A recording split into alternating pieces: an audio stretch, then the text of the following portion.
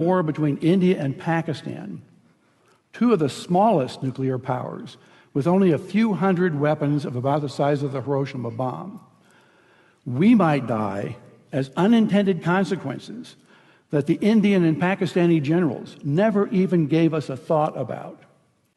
My colleagues, Luke Oman and Alan Roebuck, calculated the spread of smoke after a war between India and Pakistan. It only takes about 2 weeks for the smoke to cover the entire Earth, and it would rise to altitudes between 20 and 50 miles above the surface. At those altitudes, it never rains. The smoke would stay there for years.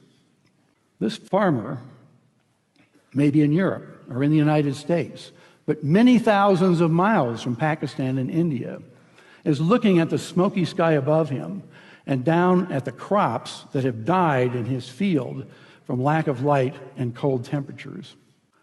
It's estimated that in a war between India and Pakistan, that we would lose 10 to 40% of the yields of corn, wheat, and rice for years afterward because of the bad weather.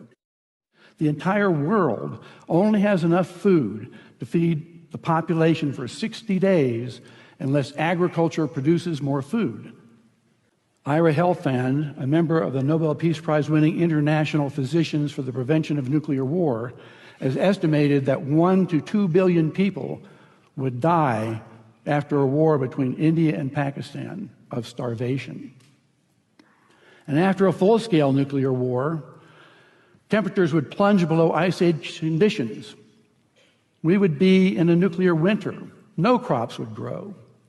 It's estimated that 90% of the population of the planet would starve to death, and civilization would be destroyed. And no one would be safe.